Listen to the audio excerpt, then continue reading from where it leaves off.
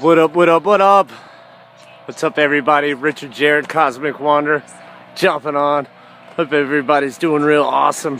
Wanted to make a real quick video about what I was getting into, showing you about National Geographic, covering all the secret societies I want to go, really show you all the way through each chapter, show you the things they're leaving out, but also show you the notoriety that they're even covering these subjects. And you got to ask yourself, for it being around as long as it has been, the notoriety, all the big people behind it, you got to ask yourself, why now are they revealing this, these interesting things? And to me, I'll tell you why. But anyway, let's jump on. Let's go into the first chapter after, you know, the introduction, talking about the purgings of the libraries, how I say it was so important to separate masses of people from that knowledge. So let's go into the cult of Osiris. And that's happened for the symbol for Osiris happens to be our national monument. And it's simply an erection, which is the most ancient symbol of resurrection. So interesting that is, and this is why there are steeples on our churches. And so it's symbolic of the phallic symbol of the regenerative force, the regenerative organs.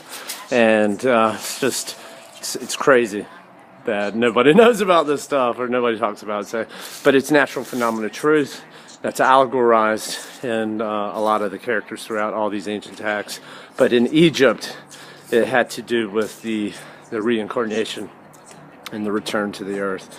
But also they go into deep detail of the afterlife. So if you get a chance, look up E.A. Wallace Budge. He was the British archaeologist, scientist, translating the Rosetta Stone out of the British Museum. Along with him, Gerald Massey. You want to study him really well.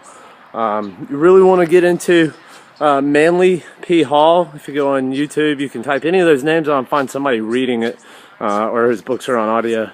But to get the actual books, a lot of them are free under your Kindle, so make sure you jump on and get those as well, because it's crucial to see multiple sources, different times, understanding the same stuff and showing you the truth behind it. And what's the interesting thing about the Rosetta Stone is that it lay buried in the sand during all the Inquisition, so it survived.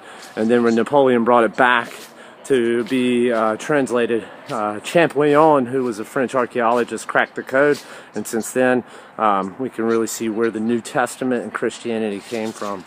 And even parts of the Old Testament, but that has to do with a different deity that's dealing with Saturn. But let's get back to Osiris, and he had a son, the son of God. Osiris was the god of all. He had a son, Horus, which is the all-seeing eye on the back of your dollar bill. His mother was Isis, and she gave an immaculate conception.